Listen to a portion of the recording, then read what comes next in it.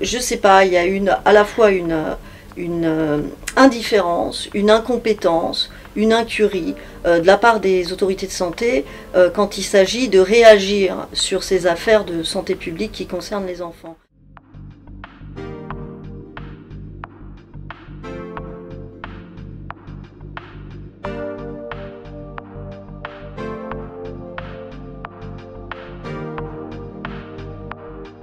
Alors c'est une affaire qui en soi a commencé en fin 2010 quand Emmanuel Amar au registre des malformations du Rhône-Alpes, le REMERA, a été sollicité par une cellule de Santé publique France dans l'Ain parce qu'il y avait un médecin de famille qui avait signalé plusieurs patientes dont l'enfant était né avec la même malformation, donc des patientes qui vivaient dans le même secteur.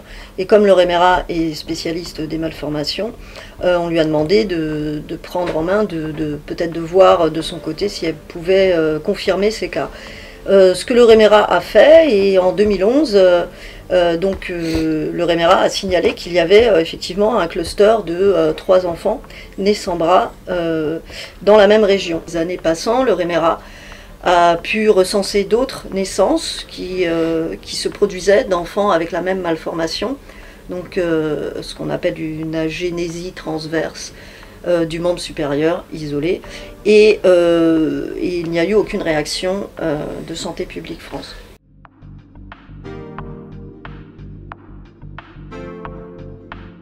Ouais, c'est une enquête qu'on a commencé, qu'on a commencé à mener avec Mélanie en février 2021. On a fait un premier déplacement dans l'Ain pour un reportage.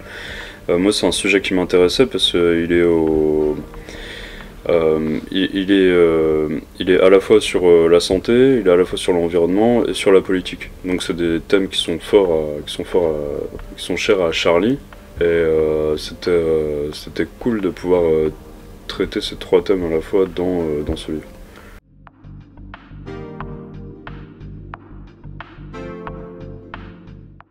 Non, on voit bien avec l'affaire de ce qu'on appelle les bébés sans bras, on voit bien que c'est la santé publique qui concerne la femme enceinte ou le fœtus, ça laisse globalement assez indifférent les autorités de santé publique quand il s'agit de gérer des alertes comme celle-ci.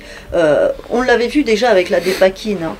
En fait, le problème là, c'est qu'il n'y a pas mort d'homme, donc on a l'impression que ça mobilise pas plus que ça les autorités sanitaires. Il y a le fait qu'il n'y a pas de mort, mais on voit même par exemple, ça peut pas être qu'un argument parce que dans le cas des cancers pédiatriques, il y a des morts. Et pour autant, ce sont toujours les mêmes réactions. C'est-à-dire à la fois, c'est pas qu'elles ne le prennent pas au sérieux, c'est que, je sais pas, il y a à la fois une indifférence, une incompétence, une incurie de la part des autorités de santé quand il s'agit de réagir sur ces affaires de santé publique qui concernent les enfants.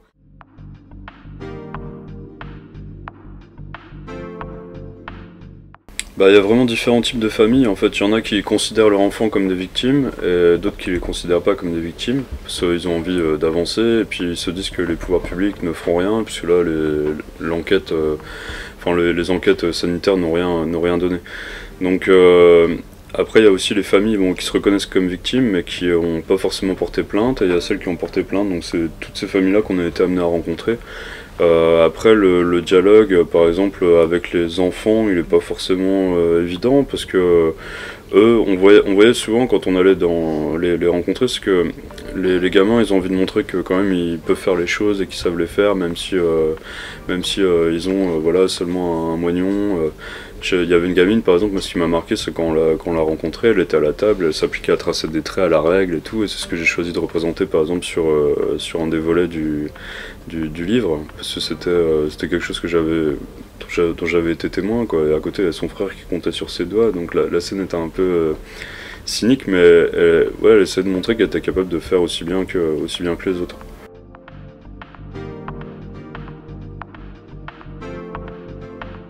Ce qu'on a essayé de faire avec Pierrick, avec Juin, c'est de reprendre des pistes d'investigation, celles qu'avaient suggéré les experts du REMERA. Et nous, on a travaillé, par exemple, il y a une piste qu'on a beaucoup étudiée, qui est la plus complexe, qui est celle des pesticides, non pas pour trouver quelle était la cause, ça, on savait qu'on ne le trouverait pas, mais montrer qu'il y avait certaines investigations qui devaient être menées, qui ne coûtaient pas cher forcément. Par exemple, je pense aussi à l'eau, ça coûtait pas cher, et c'était des portes qu'on pouvait ensuite refermer, afin de se prémunir pour savoir réagir sur les prochains clusters. Et ça n'a pas été fait.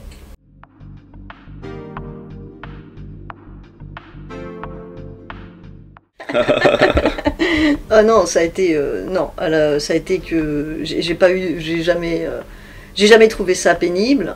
Peut-être sauf quand il m'a fait, à cause de juin, on s'est retrouvé à essayer d'entrer dans un appartement qui n'était pas le nôtre un soir. Parce que on n'était pas allé au bon endroit et on a forcé la porte. Putain, je m'en rappelle plus. Ouais, il y a deux immeubles pareils à Guidel, on n'est pas rentré dans le bon en fait. Moi, je l'ai suivi, je discutais, je parlais, et il m'a amené dans un appartement. Forcément, la clé marchait pas. Qui n'était pas le nôtre, en fait. Voilà. Je m'en rappelais plus.